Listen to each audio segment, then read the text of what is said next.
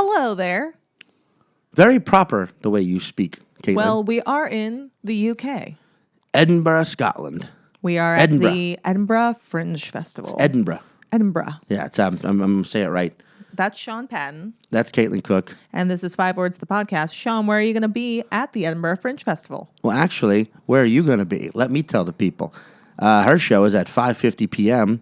at the Grassmarket Center in the meeting room as part of the Just the Tonic. Yes. That's the production crew, the production house. That's my venue. The venue. 5:50 p.m. at the Grassmarket Center in the meeting room. Yes. Check out Caitlin's show. Check out Sean's. He is in the Gilded Balloon Teviot in the balcony room. Yes. And that's at 7:45 every day, though he would say 19:45. So would millions of people who lived in the UK. Or the military. Yeah. Caitlin's show is called Death Wish. Sean's show is called Contradickhead. Yeah. And you should come if you're in Edinburgh. And if you're not, you should just buy a ticket and come over and see it anyway. I think you should. I think you should go see Caitlin's. If you don't have that much energy and you're not in Edinburgh, what you can do to help us out is click that subscribe button, leave us a review, tell your friends. Just do a tiny, tiny little bit of work for us. And we'll continue to do a shitload of work for you. It is a lot of work. Yes, indeed. All right. Love you. Wait, let's harmonize. You go, you start. No. Okay. Love. That worked. There it is. I'm so proud of you. All right. Enjoy. 5 words. Yeah. Welcome, everybody, to 5 Words, the podcast. Oh, it's great. It's the greatest podcast you've ever heard. Mm-hmm. Anyway, it's lovely being here in beautiful Edinburgh. I just love comedy, and it's the Fringe, and it's lovely. So you come from South London, then? I can't do a Scottish accent. I can't. And neither can you. Yeah, neither can I. This episode, you're going to really enjoy. I did not know this comedian very well, but we had bumped into each other like all week in L.A. I knew him quite well. We were best friends. Co-created a show together and actually did some time in the AmeriCorps, healing wounded children. Were you in prison together as well for a while? That's racist. You're saying that. You're only saying that because he's black. Yeah. I was going to say we were in Uruguay helping to heal injured children, injured from the buffalo. A more positive spin. From the buffalo hunts. Good for you. But this comedian has a new album that should be out this Friday called Hazepedia. And his name is Rob Haze. Rob Haze. And he's awesome. He Atlanta, I feel like outside of New York and LA, Atlanta, Chicago, and Denver are 3 comedy cities that are like got a great comedy scenes. DC has a great one as well. Philly's got a great one. But anyway, there's numerous great scenes, but I think Atlanta, Denver, and Chicago are the best. Rob, originally from Atlanta. Yep. Did some time in New York. Did a lot of time in New York. Yeah. Just moved to LA when we recorded this episode. And it's a great one. Check it out. I'm particularly excited for the song at the end. And he has a very, very hypnotically comedic voice. It's very true. There's also a video of this because we recorded it in the All Things Comedy Studio. So if you want to watch that, it will be on YouTube. We had to record with Rob visually because he sounds like a cartoon character. And he's just so gorgeous. friendly. Just gorgeous. Just so friendly and happy. And people are like, that this person's too positive to be real. True. So we shot in the studio. Yeah, you got to prove it. Check it out. All right. Welcome. This is why I'll start it. I never thought I could be in audio format. Why? Because right there, whatever they call that. I lack the capability for thoughts to just come out fluid and smooth, like a wave that the audience's eardrums can ride. I'm just sloppy and all over the place. Well, that was very well phrased. Hi, welcome to 5 Words, the podcast. Oh, thank you. Thank you for doing that. With I'm going to go ahead and Rob Haze, our wonderful guest. I'm introducing you up front so you know you can talk right away. Okay, good. Yeah. I normally get in trouble when I do podcasts because they're like, wait, whoa. We got to talk about our lives for 20 minutes. And then you come in and then we bring like, No, okay. boo those kinds of podcasts. There Then you're are. just sitting there watching other people have a conversation. Yeah. There are. It's interesting how much podcasts have evolved, because I feel like at first when everyone started doing podcasts, it was talking, it was conversation, it was like the audience member or listener was eavesdropping on something very fun, and then sometimes you get to some of these sometimes you do a person's podcast where they have like segments and they're timed out, and there are like studio cues and sound cues and like breaks. And you're like, so is this a radio show?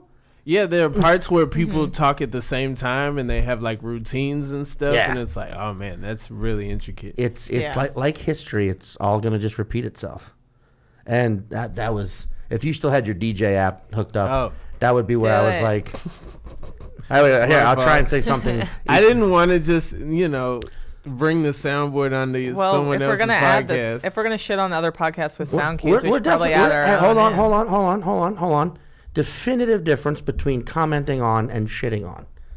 That's true. That is true. That's You're very right. true. I feel like I was like, some podcasts do this, and Caitlin's like, wow, yeah, boom, doo-doo horn, because you just shit on them. That Rob has the DJ app. If you're listening and you work for the DJ app corporation, we are accepting sponsorship bids. Go ahead and make a pitch. Yo, holler at me. I mean, I've put so many people on. I've saved so many parties. There's been so many good times where, like there's nothing to do, and then I just pull out my phone and I like save so many parties. Like there's a party where, because I've been in those party situations where like everyone's trying to make it amazing. Yeah. And that's what makes it shitty. Yeah. And if everyone just was like, hold on for a second, what if we just let this be what it is? And then all of a sudden you walk in, plug your phone in, and then... Yeah, I already know. My fault. Is that actually called a doo-doo horn? Because you called it that. Oh, I was letting the cops drive by. Sorry. Yeah, I gotta be quiet when the cops drive by. No, I'm gonna call it a doo-doo horn. What is it called on there? It says foghorn. Foghorn. That's not a foghorn. I know. When I think a foghorn's like, That's like a bullhorn, if anything, right? Meow, meow, meow. It's like what you do when you've burned somebody real bad. I thought it was. I always equated it with a parade. Like a meh, meh, meh. Like I feel like the first time I heard that was when I first moved to Bushwick, like in 2007, and the Puerto Rican Day Parade was rolling through, and I was like, oh, that's it.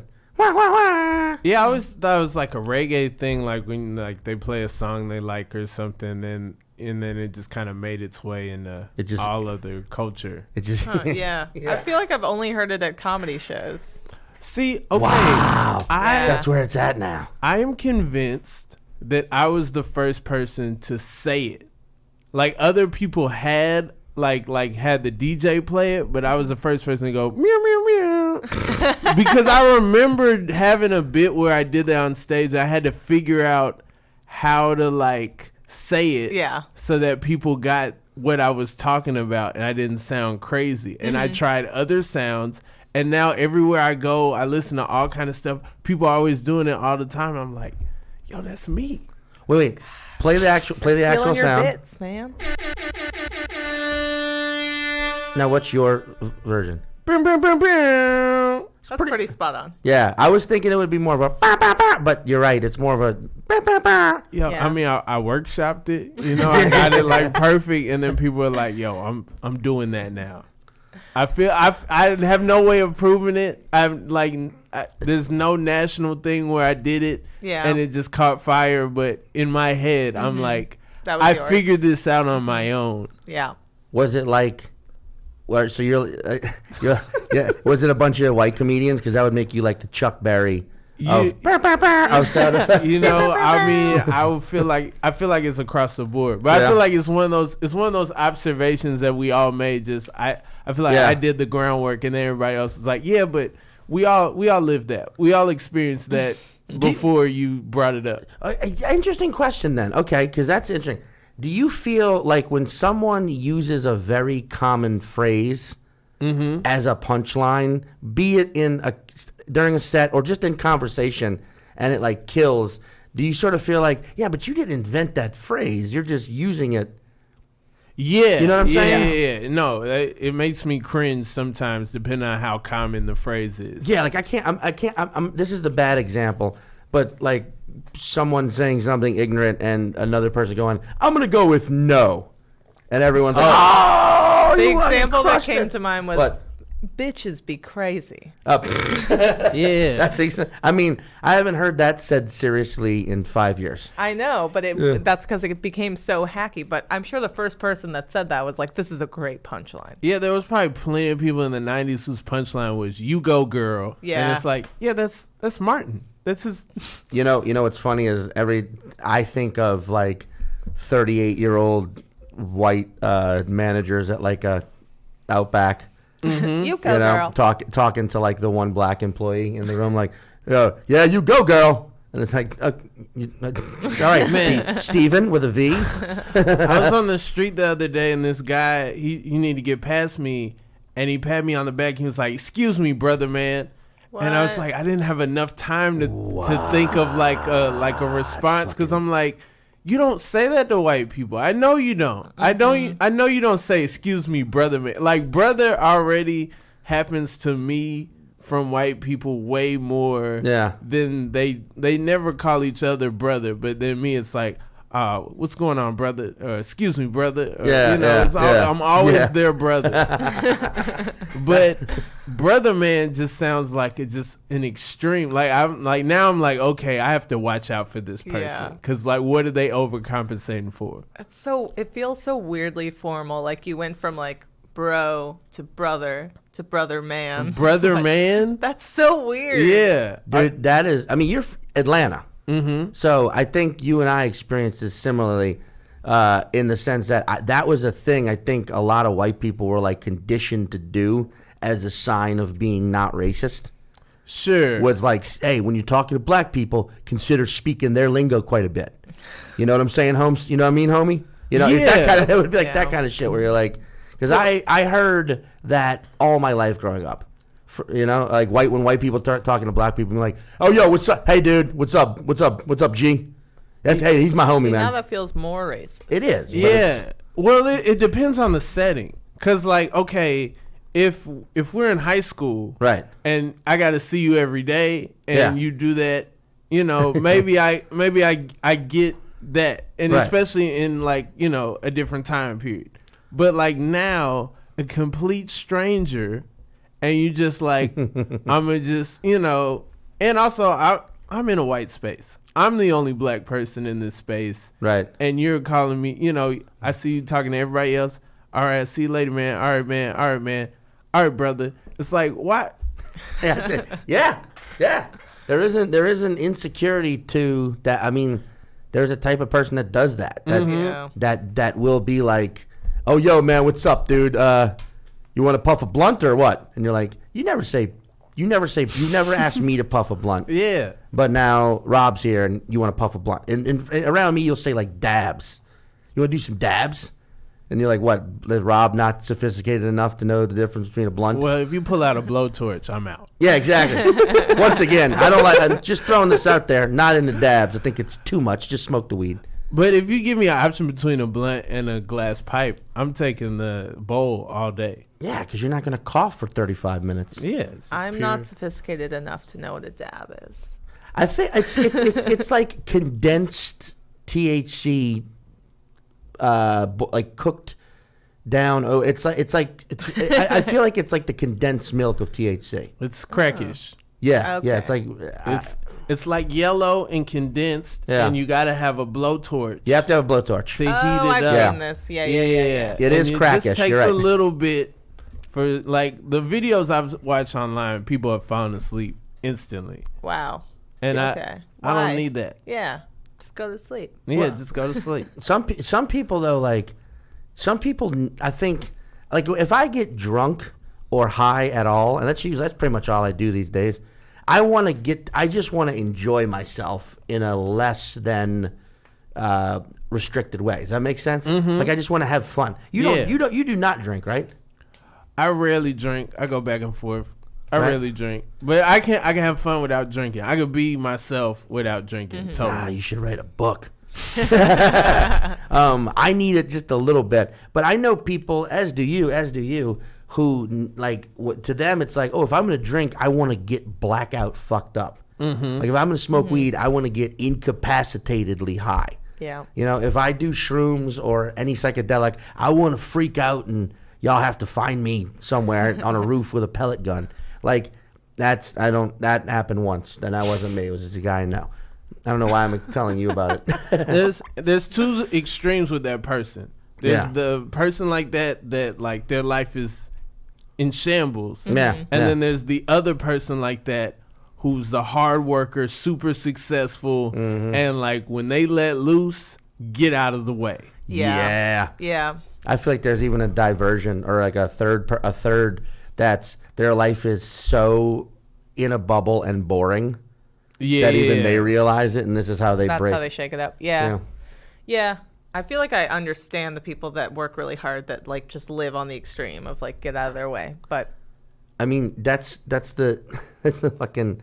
But that same person, the extremes, that's the same person who can either not talk to black people, or when he talks to black people has to drop into like the. I mean, so many people I saw growing up in the suburbs of Louisiana, who like would just normally be like, "Here I am, just." This is how I talk, and then a black person would be around and be like, "Yo, man, you know what I'm saying?" Shit, and then they would drop into this like black talk. Yeah, you know what I'm saying, dude? You heard me, right? I catch you. I holler at you later, Phil. Anyway, man. So yeah, can you give me a ride home? And you're like, what was that? What was that thing? And it's like I think that was in the '90s. Yeah. And it's bled over into now the 21st century. Do you remember the roast of Carson Daly on Yeah, man, I actually do. when Chris Rock showed how Carson Daly acts when he has a black guest versus when Carson Daly has That's a white guest? fucking funny. And it was so funny how different, like if Juvenile God, was I there have and to he'd watch just be this like, now. yo man, so yeah, we gonna check out another video, and then like Yeah. if Hanson's there, he's like totally different. Oh my God, you guys! Do you want some poutine? Bop. So great, right? Awesome. All right. And then, yeah, man, 400 degrees. It's hot. I'm sweating. We finna cut to that piece. Which, thanks for, and I like that Juvenile as the example. Yeah. Most underrated rapper out of New Orleans. Shout out to Juvenile. Yeah, he's still around. He's definitely not a juvenile anymore. He was I never. don't think he was ever a juvenile. Yeah. He was like 25 when Back That Ass Up came out. You think he was that young? Yeah, I think he was like 25. Really? I used to look up their ages in the source. Oh, And look like, at that. I have my Cut their suspicions pictures out. that when 400 Degrees came out, he was in his 30s. That's what I think. no, No, he wasn't that old? No? I don't think so. I think like Baby and Manny Fresh? Manny Fresh Yeah. were in their 30s, definitely. Yeah. But yeah, I think Juvenile, because he was a hot boy. He was can't a hot be boy. He was a 25-year-old boy, which is already a lot, you know? That was Interesting. Lil Wayne was 14 when that album came yeah, out. he was a child. This is one of the like only 14. Wikipedia pages I've seen recently that doesn't list his age. There you go, because he's in his 60s. Or he's a juvenile forever. I mean, that dude. I mean, when that becomes your name, like that's the thing too. Like that guy, Juvie, I guess is probably what people would call him in the shorthand. But like that guy walks around life for the past 20 years being referred to by most strangers as juvenile. Yeah, I know. He might be a grandfather now. Guess what his real name is? Do you know? I think it's like Chris Jefferson. It's Terrius Gray. Oh, okay. Chris Jefferson. That was me. Great name. That was me trying not to give him a black name in my head. And then his name's Terrius Gray. Gray, yeah. That's a good name. People probably call him Terry. Terry the juvenile. That is so fucking funny. God, juvenile Terry the juvenile. That'd have been his name if he'd have grown up in like Austin, If he was a wrestler. or if he's a wrestler. Yeah, Terry Terry the the Juvenile. Just shows up like embarrassed and acting shitty and just not being mature at all, and that's how he ends up winning the match. He punches the other guy in the balls. You think you're the heavyweight champ, huh? You think I'm not gonna body slam you, huh? you think I'm not gonna come defend my belt, huh? You on top them ropes, huh? You gonna jump, huh? You finna tag your partner out, huh? Is you a welterweight, dude? I mean, but do you remember that video? Oh video yeah, I remember excellent. that video. Yeah, I mean, you can still watch it, but that video is, because all of Cash Money, all of their videos worked very. I mean, and then every No Limit video, and I'm only comparing those two because that was like back to back in New Orleans, yeah. But like every Cash Money video was just about how many things can we cover in diamonds and gold, and how much champagne, and I mean, I think Hannibal had that bit where he was like, what their videos were like, I'm done pouring champagne on these bitches. Yeah. Are there more?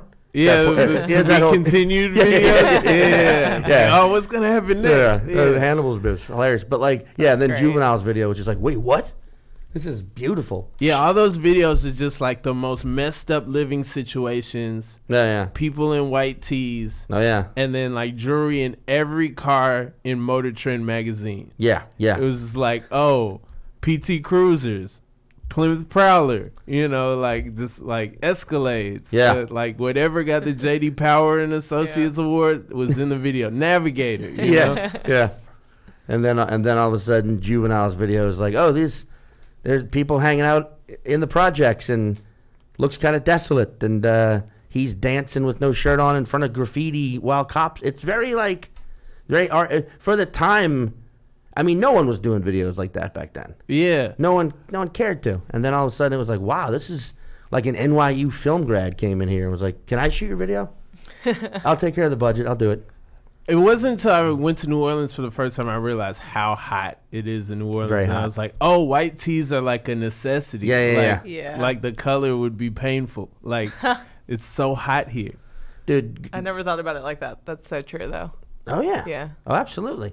I mean, like, you need all that. That's why when I see, like, when they're bigger, longer white tees, I'm like, they need more cloth to soak in the sweat. Because it is not temperature. But, like, Atlanta growing up, this is why sometimes I hate sports, is because, like, the first time I ever went to Atlanta, I had such a shitty attitude about it because I grew up a New Orleans Saints fan. Yeah. I'm wearing a New Orleans Saints shirt now. This is the same shirt that's in the logo. Accident, I promise. But yeah, growing up a Saints fan, like, fuck the Falcons. And then, like, the first time I went to Atlanta, I was an adult person, and I was still like, fucking Atlanta. Ugh, look at this dumb town, fucking Falcon. And, like, you get your head in this headspace of, like, wait a second. Stupid. Yeah, it's very stupid. Yeah. And then you're like, wait, what the? And then you realize, like, none of these athletes give a shit about us. No. They don't. Sure. They don't even live in the cities they play for most of the time. No, and they're not from there. And they're definitely not from there. Yeah. So like That would be way more interesting if you could build a sports team based off only people that grew up in that state. Well, they used to have regional drafts. It used Oh, to. interesting. Wait, It used to seriously? be like that. Well, the NBA did. Okay. And so Oscar Robertson played for Cincinnati, and then he was drafted by the Cincinnati Royals. So they like had that. Okay. Oh, people want to still see him. The most amazing college player play in the pros. Like, so yeah, they used to have a regional draft. But yeah, the same thing. The first time I went to New Orleans, I'm like, F this place. This is going to be whack. This is going to be a fake Atlanta. And then it's like, no, this is nothing like Atlanta. This is one of the most amazing places in the world. Yeah. Like, both cities. I mean, They're both great cities. yeah. Like Atlanta. Like I remember like growing up when I in like 99, 98, I went and I saw Outkast and a little known hip hop group at the time called the Black Eyed Peas were opening for Outkast. oh, pre-Fergie. Pre-Fergie. They got good. Yeah. But I remember talking to fucking people who were like, man, Outkast is the shit. I mean, sucks that they're from Atlanta. It was like that it was like that level of like fandom. And then you go, and like Atlanta now is like such a, like, I mean, I feel like it was always a city that artistically flew under the radar. And now it's like everything's we love New Orleans music though. Like Atlanta? growing up, yeah. Like we had all the No Limit stuff, all the Cash Money stuff, and and everything in between, like Memphis and like like everything they were doing. But it might be a grass is greener because growing up I was always Outkast, Goody Mob. I guess I'm a little younger, so I love Outkast and Goody Mob and everything.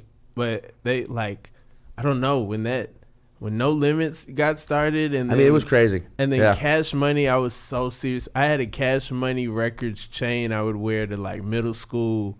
Really? And, I had had Hot Boys albums and Lil Wayne and Juvenile and the whole everything. Caitlin, do you know when we say Cash Money Records chain? Do you know what he's talking about? No. Basically, it's a giant flat gold plate. That's what I was picturing, but I was like, I'm probably wrong. Dollar sign. No, I remember that shit. Just huge. Yeah. It was such a What years? Late 90s. Late 90s. Yeah, I remember seeing that. Yeah. Because I'm also a little younger. So. Yeah. Yeah. Because right around the time, you were big in the late 90s. You were listening to what? In the late 90s? Yeah. I don't know. I was a child. You were 8. Yeah. Yeah, the late 90s, I don't know, the 90s, the late 90s had some good, but that Cash Money, I remember pre No Limit Mystical. Mm-hmm. I remember, that was, and then when he went, and then of course, turned out to do some awful shit, that dude, but his early pre No Limit stuff was why doesn't anybody know about this guy? Yeah. And then that happened, and then Snoop Dogg. Yeah, Snoop Dogg signed with No Limit. Mm-hmm. That was insane. You could, but looking back, you could tell it was like a cash grab. Sure, you could tell it was okay. But if you want to hear one thing that was terrible, it was terrible. There's one song, I couldn't even tell you what it's called, but it was a Wu-Tang No Limit collaboration. What? It's one song, and it is god awful. It is. The Raekwon Outkast song is great. Fantastic. Yeah. But that's and Stewie on the Barbie. Fantastic. And but that's the thing. They sent Raekwon and Raekwon, Big Boy, and Andre 3000 are 3 extremely skilled rappers. Ran into each other at the mall. Is that really what happened? Yeah. And they were they saw each other at Lenox Mall, and then they were like, "We got to go to the studio." That's amazing. Really? Yeah. Because that's one of the best songs on that album too. But the No Limit Wu-Tang, it's Silk the Shocker and Capadonna. Exactly. Which, to put that in context, imagine the 2 worst parts of something. What are your 2, imagine a slice of bread and a bowl of pasta. Yeah, that sounds gross. It's disgusting. Depending on who you are. Yeah. But it's just it's not. And now I'm gonna get attacked by Capadonna, the legion of Capadonna fans out there. Oh man! And all the Silk the Shocker fanatics. But Silk the Shocker was Master P's brother, and he was not a good rapper. And his name was Silk the Shocker. Never was on beat. Ever. I never Silk the Shocker was always on his own rhythm. Yeah. Weird. Had a lot to say, but in weird places. Yeah. And just but we still loved. He was cool. He was a cool guy. We did look oh, what is Silk the Shocker wearing? Yeah. But yeah, that's so funny. All over the beat. Now you just moved to L.A. from New York. Yes. What do you think so far? So far, it's everything seems spread out. I feel like I'm in just a huge place, and I think it's New York felt like that, but it felt but it's easy to get around. It's easy to get around. I didn't think about getting around as much as I have to think about getting around here. Yeah. Yeah, you really have to plan ahead of what time am I leaving? What's the traffic gonna be like? How am I gonna get there? And I'm already tired of talking about it. Mm-hmm. Already everywhere I go, people are like, oh, where do you live? Yeah. Oh, how long does it take you to get to blah, blah? How long is it yeah. I don't know you. Why do we have to talk about this? I wish this entire city years ago when it was founded on the idea that nothing could be built here. So everyone just had to live in caravans. And just Everyone drove their whole home around. everybody just lived in RVs and just drove around constantly. And Oh my God. because imagine imagine LA if the entertainment industry was not here. Man. It would some people go like, oh, there wouldn't be a city. No, I disagree. It's a beautiful area. People would definitely It'd live definitely be here. a city. I can't. That's why it became a city, though. Yeah, but then again, lots of cities became cities for no fucking reason.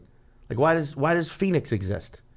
You know? I'm sure there is a reason. Yeah, I know, right? I'm just shitting on all these random cities. I feel like it was just people were there. You know, and they were like, well, let's just stay here. And then In the desert, they were like, let's just stay in the desert. let's just Maybe that's it. Maybe Yeah. they're like, you know what? If it's like this here, I don't even want to go any further. That's probably Let's just stop right now. definitely it. Because if it gets any hotter, I'm going to Yeah. die. or maybe it's people evolved. They say people evolved from fish, right? So they came up on the beaches somewhere around Santa Monica, Venice, started walking inland, and were like, well, it's hot, but let's keep going. And then they saw the mountains, and were like, fuck it. We're not climbing that. Let's just stay here. I I feel like we're doing the 5-word story now. This is so off the walls. I know, right? But people transformed from fish That is true. to people right away. No, I can't picture it because I feel like, are we saying that there's no entertainment industry whatsoever, or it just lives in a different city? I'm saying it just never. Yeah, the L.A. Hollywood set up shop in fucking Denver 100 years ago, so it never came all the way out to Hollywood, or it never came all the way out to L.A. Charlie Chaplin moved to Denver, Yeah. and everyone else was like, yo, if Charlie's there, Yeah. we're out of here. That's where And we're then- filming. Yeah. And so, but that's what she like. That's why apparently L.A. exists as the entertainment industry capital to begin with, because they could film without roofs because of all the sunlight. But Denver has more sunlight per year, technically. Yeah, but it also has a lot of more weather changes. This is a hypothetical. How great? You know what LA would It would be be like? a great city. It would be like it would be during Christmas. Have you ever been here during? You haven't been here during Christmas. No, yet. I haven't been here during Christmas. It's fantastic. Nothing. Nobody's here. The bars are all half full. You can do 90 on La Brea. You know, Yeah, you shouldn't. great. but I thought good. you meant 90 minutes, but you mean 90 miles. Miles. I mean Do both. a tight 90 while driving. I mean both. Wait, we got Rob. So tell us Okay. your story in the 5 words. in 5 words. All right. My 5 words are. Yeah. Hold up. Let me get out of the Out of the DJ. out of the DJ app. I like how I was earlier, by the wrong. way, making fun of white dudes who used to talk to black people weird, and here I am like, hey, Rob, hook up your DJ app, though, bud. Well, to your defense, I was already showing it off. Yeah, Yeah, yeah. I'm into it. All right. Word number 1 is fear. Good one. Word number 2 is hash. Word number 3 is license plate. Oh. Can that be 2 Yeah, words? We'll take that's that. fine. Okay. It's words or phrases. Word number 4 is lucky. Lucky. And word number 5 is Star Trek. Oh. This is this is a story right here, bud. This is a story right here. How do you feel? And you want to take this one? I'll take this one. Off the 'cause, top? personally, I've been dealing with lots of fears myself in my material, so I feel like I can relate to this one. But basically, since you were a small child, you had a very large fear of, let's say, space. Yeah, large fear of space. I think like a lot of kids have this. You stare up at the universe at night and you just think, God, it's vast, and what are we doing? And we're tiny little specks. So that was a huge fear of yours. And growing up in Atlanta, as you did, you met people out there where everybody knows it's a fairly philosophical city. And someone was like, wait, Rob, you have some fear? You know what? You should try smoking this hash. It's not weed. Mm-hmm. It's way stronger and harder to get and will fuck you up way harder and make it easier to deal with your fears. Everyone knows how easy it is to deal with your fear when you're high out of your mind, right? And so you, of course, when you were a young kid, being afraid of the universe, decided to get high on hash.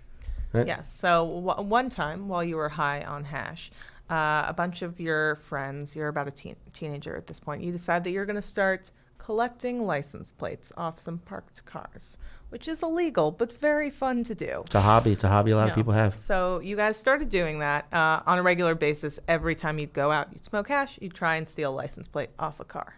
And then you were doing that, and there was a little green Toyota hatchback with a license plate that just said 7777777 on it. You guys got that one off and realized, oh shit, that's a Leprechaun's car. This is a lucky license plate. Mm-hmm. So anything we want to do, as long as we have this license plate, will be done without, dare I say, fear?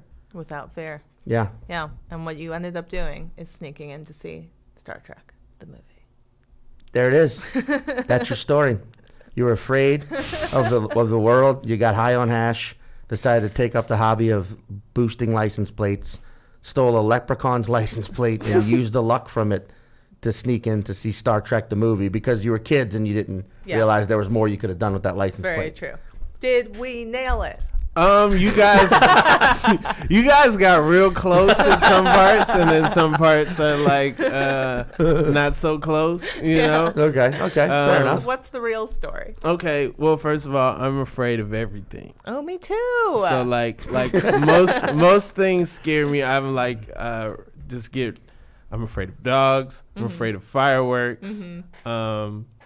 Hugely afraid of the police. As one should be. Yeah. Yeah.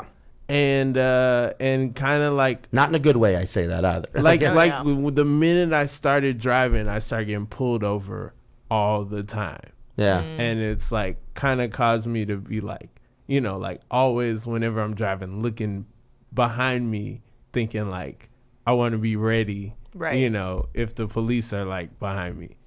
And so, but that doesn't stop me from doing stuff that's illegal. So like my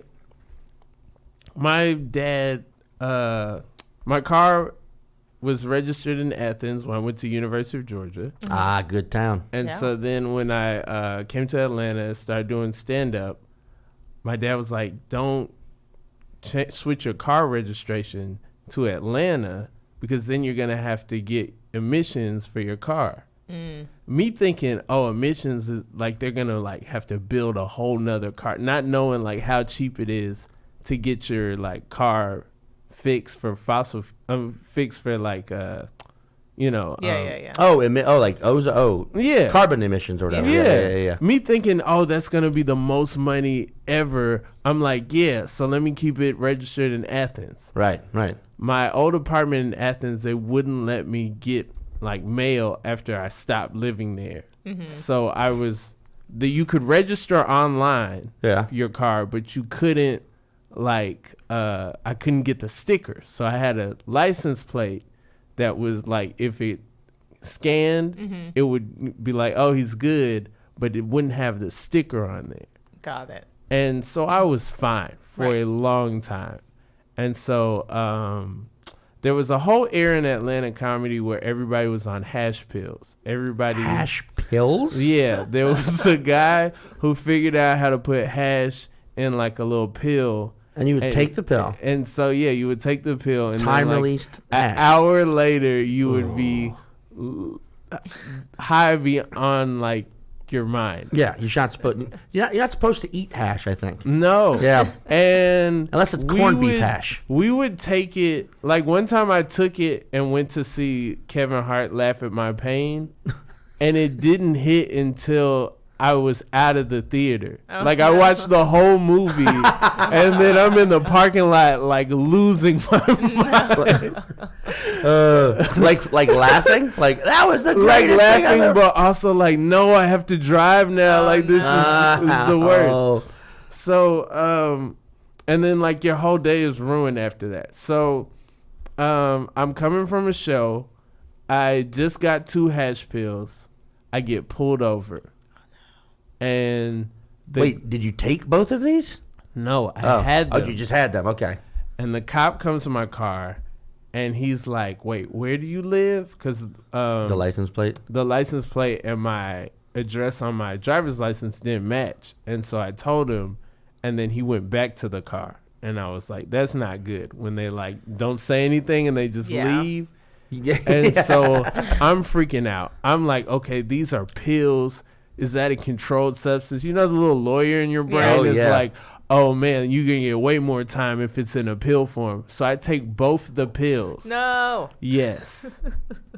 And then, which is a different kind of prison you're about to enter. Yeah. But I'm like, I'm about to go to jail anyway. I might as well, like, you know, be out of your mind. be out of my mind, because then people will leave you alone, at least, if you're just the crazy guy they just brought in. Yeah. I'm like, who knows what I'm gonna have to do to like get people away from me in jail. So I might as well just get like fucked up or just like fall asleep or whatever is gonna happen. So the cop comes back to my car. And then, like, there's a call on the radio. Yeah. And he's like, today's your lucky day, and, like, throws my license in the car and, like, runs off. Wow. And, like, hits the siren, just, like, leaves.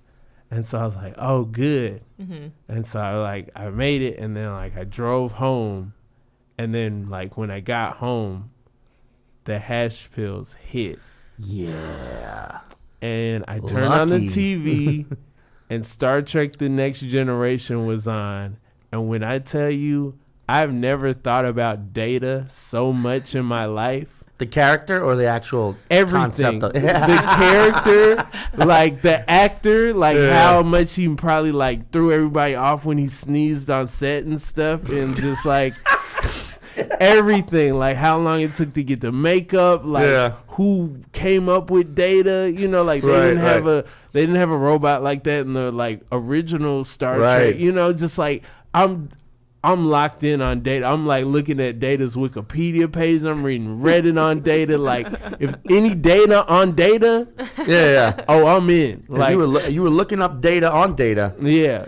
And does Data have Spock envy? Yeah. You know, does that actor is like, come on, call Leonard Nimoy, like, how do I do it? Did he get typecast? Like, what's going on? If you see somebody, you don't, and he's not like that shade anymore, would you, like, if I saw Data in the street, would I know, oh, that's the dude that played Data? Or I'd be like, I don't know where I know this guy from, but I know him from somewhere.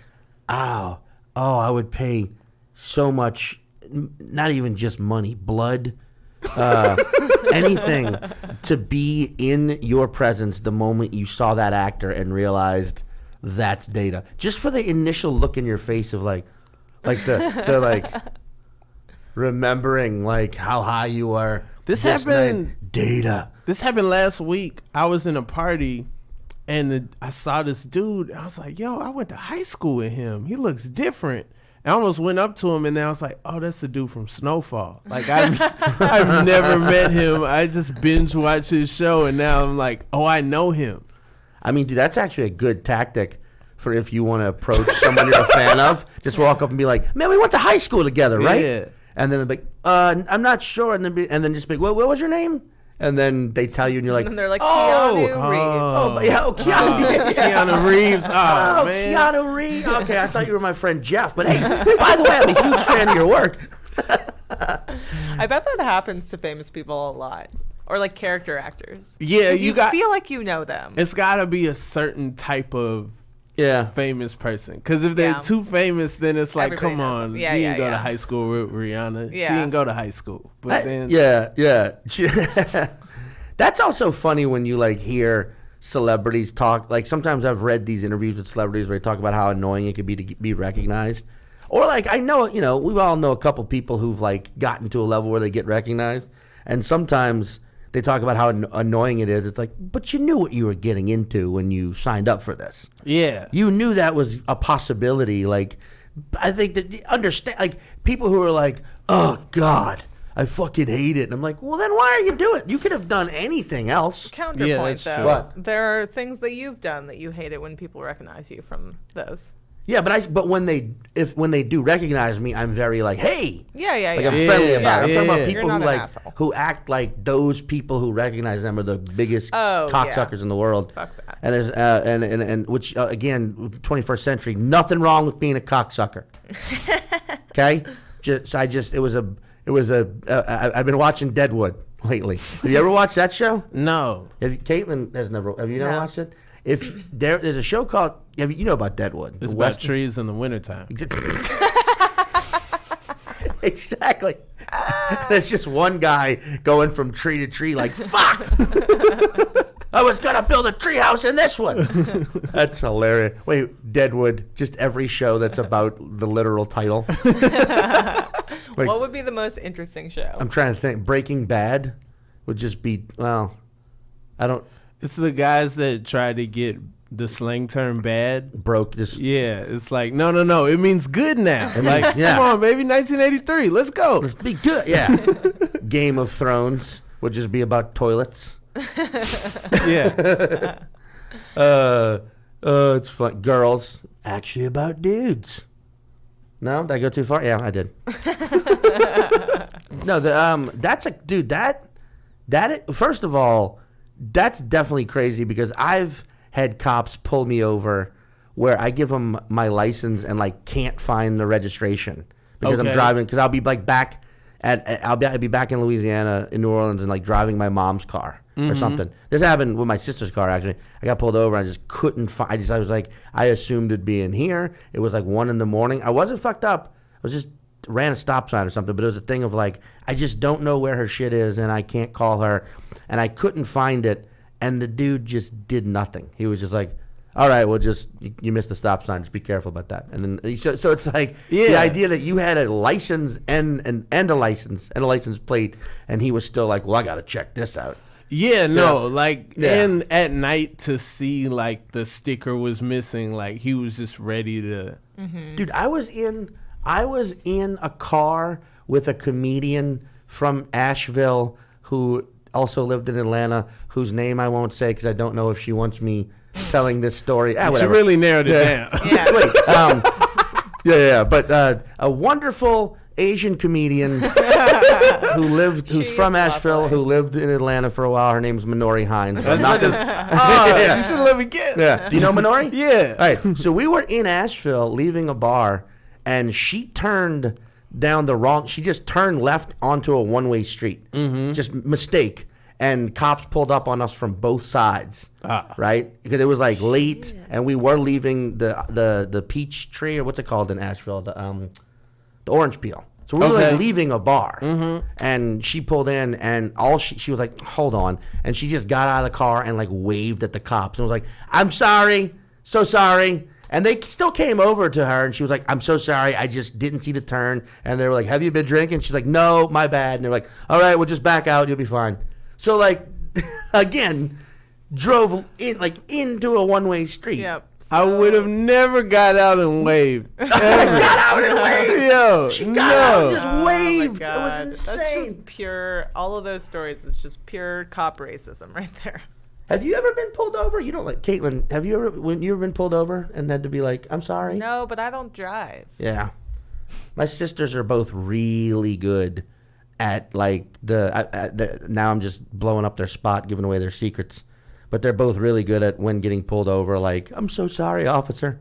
I can't. I'm just no, you're right," and getting let off whatever minor. Oh, you know what? I did get pulled over once on my bike in New York, and I was working this fucking job that I hated, and I started crying immediately when the cop pulled me over because I was like, "Come on a bicycle?" Oh, man. That's only acceptable They if let the me cop go. is on a bike. Yeah. No, he was just standing there waiting for bikers to turn on red Well, lights. yeah. Well, there you go. You took 2 hash pills. Oh, that's insane to me, dude. Yeah, no, I mean, I'll never take that much hash again. Like, and hash is already so intense. Like, the first time I had hash, I felt like something was drumming on my head. Like, it was just like... The it's whole just time? Yeah, it's just Yeah. an intense feeling. I don't. It was a good beat. Have you ever done hash? yeah, Mom. You ever been on hash? That's the way you You said were it. Funny. asking me all these questions the whole time. No, the way you said "ever been on hash." Oh. You ever been on hash?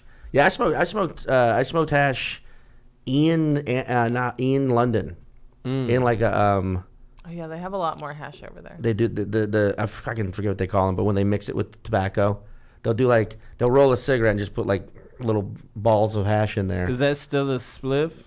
I guess that is a spliff. I don't like I'm just anything like I like even with legal weed, I like flower. Like when it comes to like the form, like the vapes and the shit that's been like processed somehow, I look at it like processed food. Yeah. Like I feel like it's not, something's wrong. It's not as good for you somehow, or it's gonna get you like, because I've taken hits from like the pens where it's like, oh, I don't really even feel anything, and I'm taking hits before I'm like, well, now I'm too high to be in this situation. Yeah. You know what I mean? Like I don't know. I feel like why don't I just the flower's good. The bud itself is great. It's legal. The pens are so new.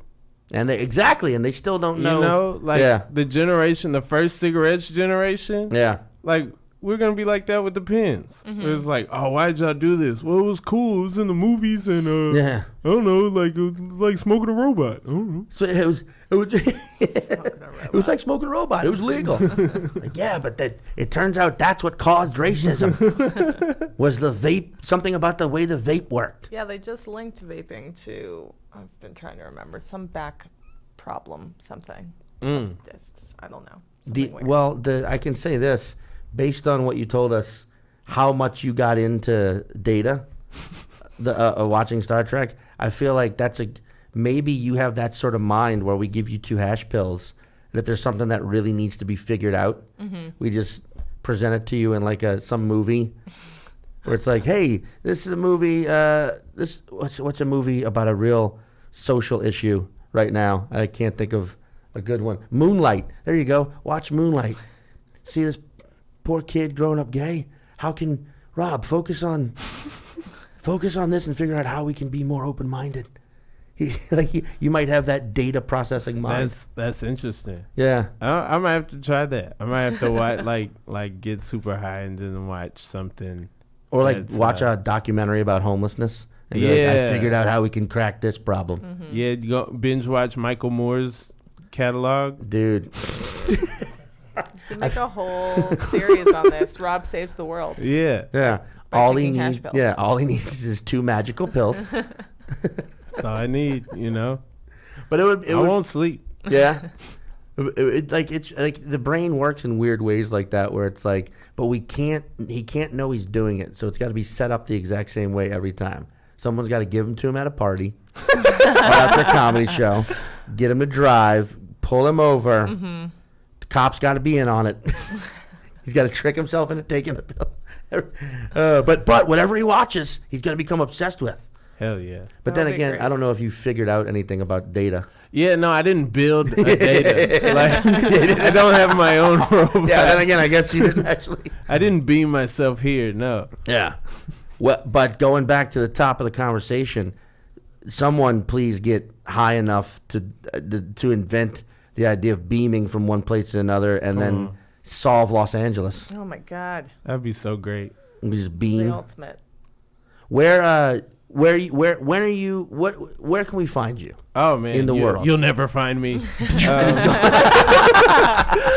would be amazing.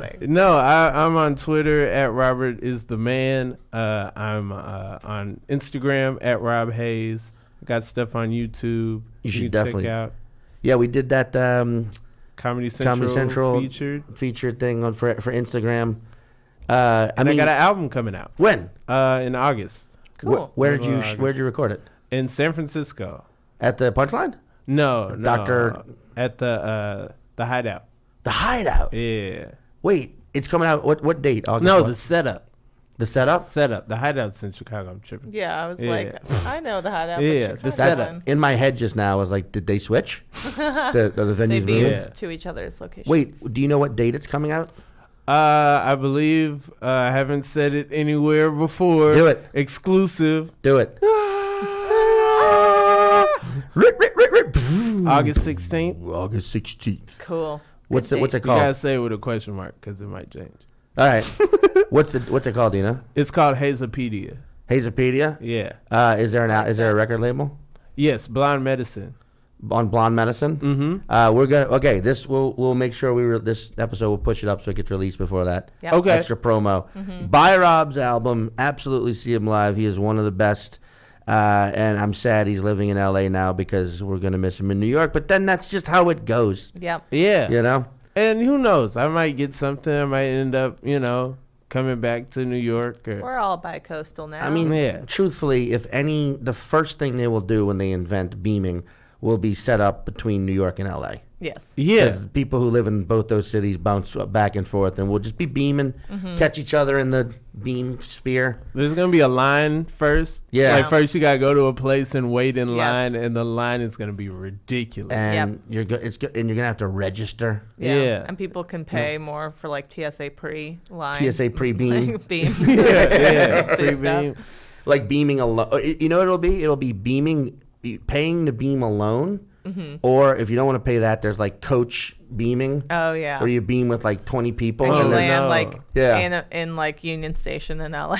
But and there's then the- you have to go to right. separate Someone, I places. think I switched intestines. Exactly. With someone. I think I got Rob's leg. I got Rob's leg for a week. Wait, where'd he go? He's in San Francisco. Oh shit! Someone called my leg brother man. That's crazy. Someone keeps passing a basketball to my leg. Thank you very much, Rob Haze. As always, this is my awesome co-host, Caitlin Cook. Hello. I am Sean Goodbye. Patton. This is my shirt. Who dat? All right. That was a great way to bring that back around.